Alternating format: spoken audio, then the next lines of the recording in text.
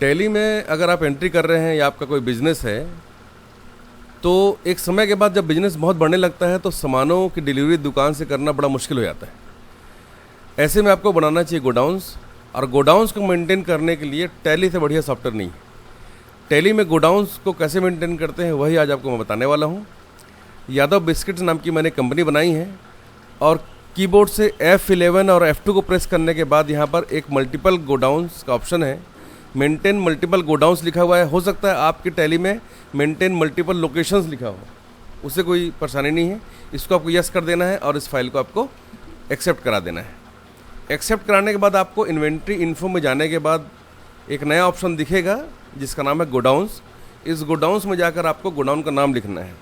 मान लो मेरा जो गोडाउन है वो राजपुर में है, तो मैं यहाँ पर लिखता हूँ गोडाउन राजपुर, ठीक है। और दूसरा एक मेरा गोडाउन है मंदिर चौक में,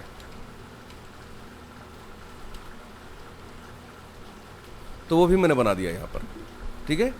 ये बनाने के बाद अब हम जाएंगे स्टॉक ग्रुप में, और क्योंकि मेरा बिस्किट की कंपनी है तो मैं यहाँ पर बिस्किट नाम का एक ग्रुप बना रहा हूँ, स्टॉक ग्रुप, ठीक है। और ये जो बिस्कुट हम खरीदते बेचते हैं वो आता है बॉक्स में, ठीक है। तो मैंने यहाँ पर बॉक्स लिख दिया है। अब यहाँ पर आइटम लिखा हुआ है, तो चलिए यहाँ पर आइटम बना लेते हैं। यहाँ पर मैं लिख देता हूँ ABC बिस्किट,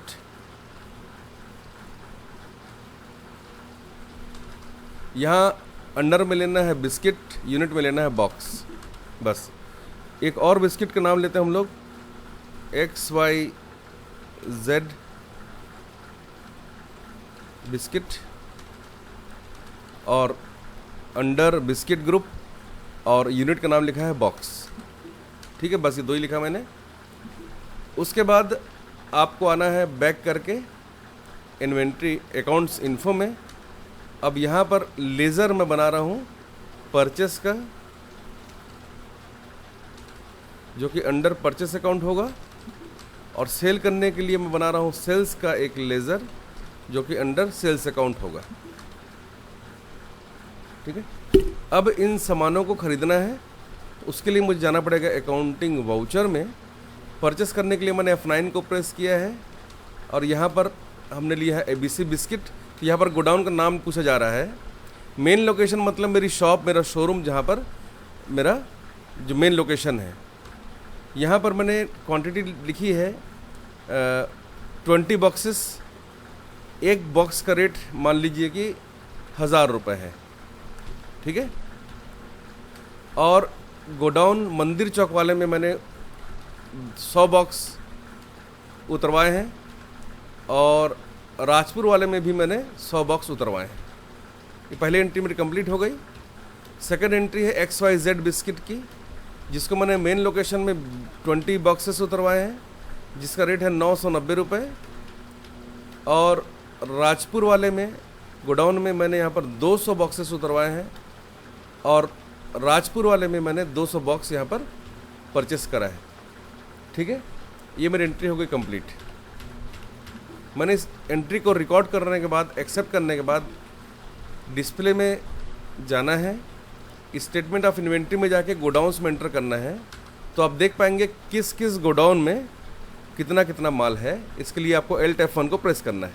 तो यहाँ पर है 300 बिस्किट के बॉक्सेस मंदिर चौक गोडाउन में, राजपुर गोडाउन में भी 300 है, और मेन लोकेशन मतलब मेरी दुकान या मेरे शोरूम में 40 बॉक्सेस हैं। इसका और भी डिटेल अगर आप देखना चाहते हैं तो इसको आपको एंटर करना होगा, तो आप इसके अंदर देख पाएंगे कि ABC बिस्किट कितना है और XYZ बिस्किट कितना है। इस तरीके से आप इसको चेक कर सकते हैं, ठीक है।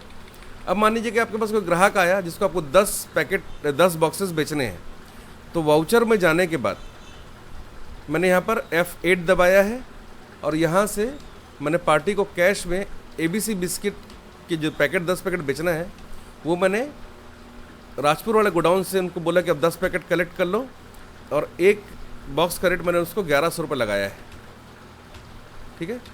और जो सेकंड बिस्किट है XYZ बिस्किट, इसको मैंने राजपुर वाले गोडाउन से ही 10 पैकेट सेल किया है, इसका भी रेट 1100 रुपये है, और ये मैंने एंट्री को एक्सेप्ट कर लिया है। अब अगर आप जाके चेक करोगे डिस्प्ले में स्टेटमेंट ऑफ इन्वेंट्री गोडाउन्स में जाकर, तो आप देखेंगे कि यहाँ पर ABC बिस्किट और XY बिस्किट के 10-10 पैकेट कम हो चुके हैं, क्योंकि आपने इसको सेल कर दिया है। इस तरीके से इस एंट्री को आप करते हैं और चेक करते हैं, ठीक है। मान लीजिए कि किसी गोडाउन में बरसात के कारण पानी गिर गया या और कोई प्रॉब्लम हो गया, तो वैसे कंडीशंस में क्या करना पड़ता है, हमको एक गोडाउन से दूसरे गोडाउन में माल को ट्रांसफ़र करना पड़ता है। उसकी भी एंट्री आप यहाँ से कर सकते हो। कैसे होगा, तो ऐसी एंट्री को करने के लिए आपको जाना है कहाँ पर, इन्वेंट्री वाउचर में, और यहाँ पर स्टॉक जनरल में देखिए लेफ्ट साइड में सोर्स है और राइट साइड में क्या है, डेस्टिनेशन है। तो यहाँ पर आपको आइटम का नाम लिखना होगा इस तरीके से, और ये किस गोडाउन से लेना है आपको, तो मैंने लिख दिया है गोडाउन राजपुर, और यहाँ से मैं इसके 90 पैकेट, मतलब सारे के सारे पैकेट्स में यहाँ से हटा रहा हूँ। सेम आपको यहाँ पर लिखना है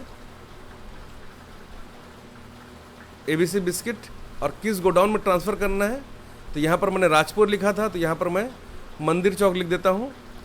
यहाँ पर अमाउंट सेम रखना है, मतलब आपने 90 बॉक्सेस लिखे थे, तो यहाँ पर भी 90 बॉक्स ही रहेगा। यहाँ पर आपको 80 या 100 नहीं करना है, सिर्फ आपको इन दोनों लेफ्ट साइड और राइट साइड में सिर्फ गोडाउन का ही फ़र्क आएगा, बाकी सारी एंट्रीज बराबर होंगी, ठीक है, सेम टू सेम होंगी।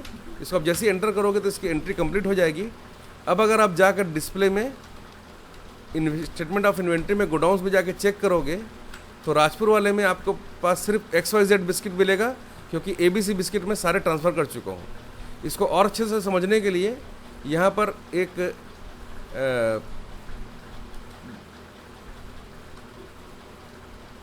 मूवमेंट एनालिसिस का एक ऑप्शन होता है, तो यहाँ पर आप स्टॉक आइटम वाइज आप उसका एनालिसिस देख सकते हैं कि ये आइटम जो आपने ख़रीदे थे, जो बिस्किट आपने ख़रीदा था, वो किस तरह से मूवमेंट कर रहा है, पहले कहाँ था और अब कहाँ है, इस तरीके से।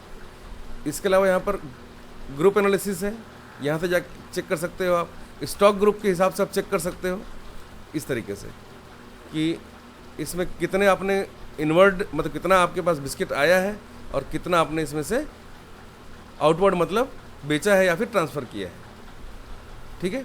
इस तरीके से आप गोडाउन की एंट्री को कर सकते हो।